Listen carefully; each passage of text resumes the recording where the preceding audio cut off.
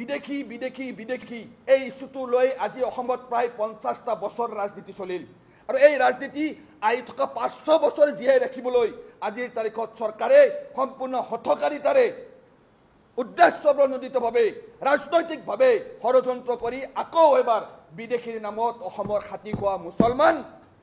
সাধাৰণ দৰিদ্ৰ শ্ৰেণীৰ জনগণক লক্ষ্য কৰি লৈছে আৰু পাইকাৰী হাৰত বিভিন্ন জিলাই জিলাই গ্ৰেপ্তাৰ কৰি আজি ডিটেনশ্যন চেণ্টাৰলৈ পঠিয়াব খুজিছে বা থানালৈ মাতি আনি আনি হাৰাশাস্তি কৰিছে এনেকুৱা ধৰণৰ ঘটনা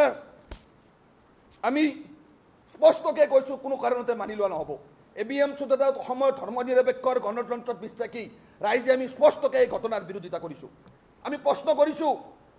যে যিসমূহ ব্যক্তিক গুৱাহাটীত গ্ৰেপ্তাৰ কৰা হ'ল আটক কৰা হ'ল তেওঁলোকক কোনটো গ্ৰাউণ্ডৰ ওপৰত তেওঁলোকক সন্দেহ কৰিছে কোনটো গ্ৰাউণ্ডত তেওঁলোকক সন্দেহ কৰা হৈছে যে তেওঁলোক বিদেশী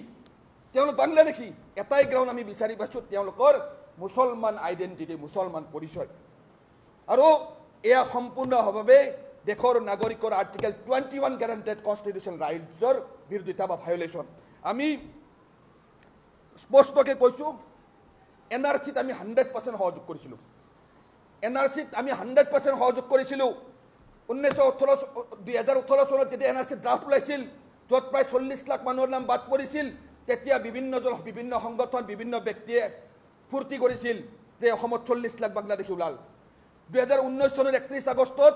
যেতিয়া এনআৰচি চূড়ান্ত তালিকা প্ৰকাশ পালে যেতিয়া 19 লাখ মানুহৰ নাম বাদ পৰিল তেতিয়া একাংশ ব্যক্তিয়ে কোৱা আৰম্ভ কৰিলে যে এনআৰচিত বাংলাদেশীৰ নাম বিদেশীৰ নাম অন্তৰ্ভুক্ত হৈছে যদি বিদেশীৰ নাম অন্তৰ্ভুক্ত হৈছে বুলি আপোনালোকে জানে যেতিয়া এনআৰচি 2018 চনত ড্ৰাফ্ট ওলাইছিল সেই ড্ৰাফ্টত যদি বিদেশীৰ নাম সোমাইছিল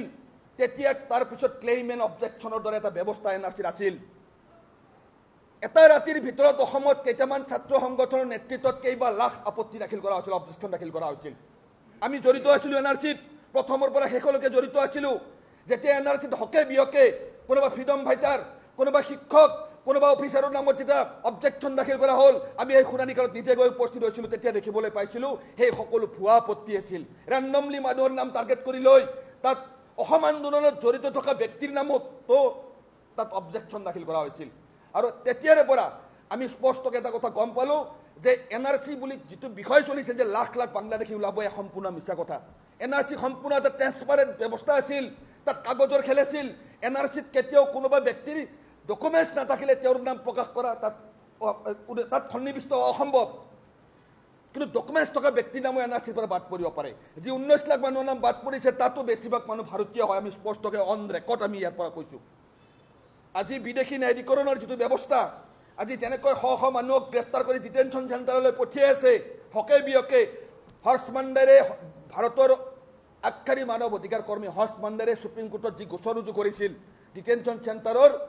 যিখিনি ভিতৰুৱা আভ্যন্তৰীণ দুখ লগা ব্যৱস্থাৰ বিৰুদ্ধে সেই সময়ত সুপ্ৰিম কোৰ্টে ৰায় দিছিল যে 3 বছৰ ডিটেনশ্যন চেণ্টাৰত থকাৰ পিছত জামিন লাভ কৰিব সেই গোচৰ অনুসৰি জামিন পোৱা বিভিন্নজন ব্যক্তিক আকৌ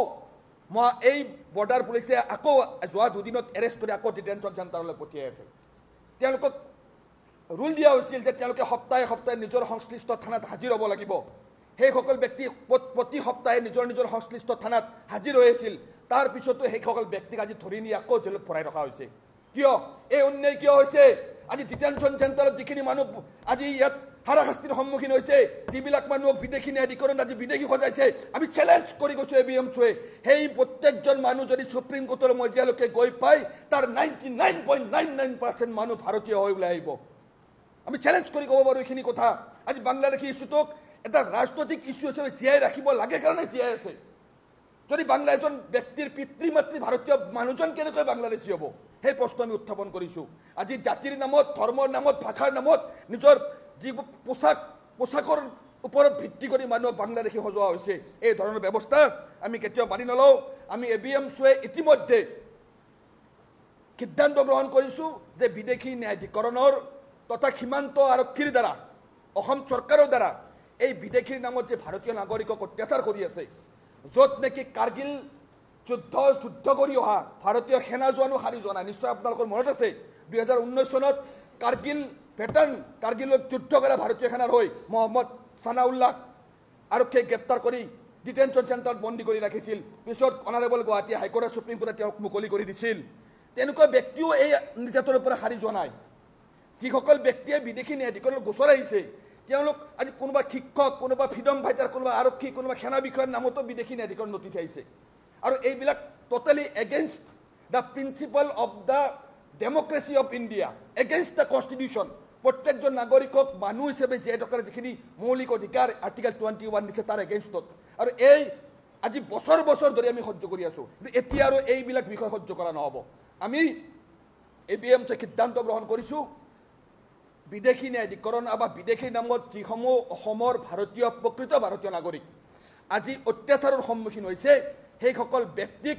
আইনী সাহায্য প্ৰদান কৰিবলৈ বিনামূলীয়া আইনী সাহায্য প্ৰদান কৰিবলৈ ABMC এটা আইনী কোষ গঠন কৰিম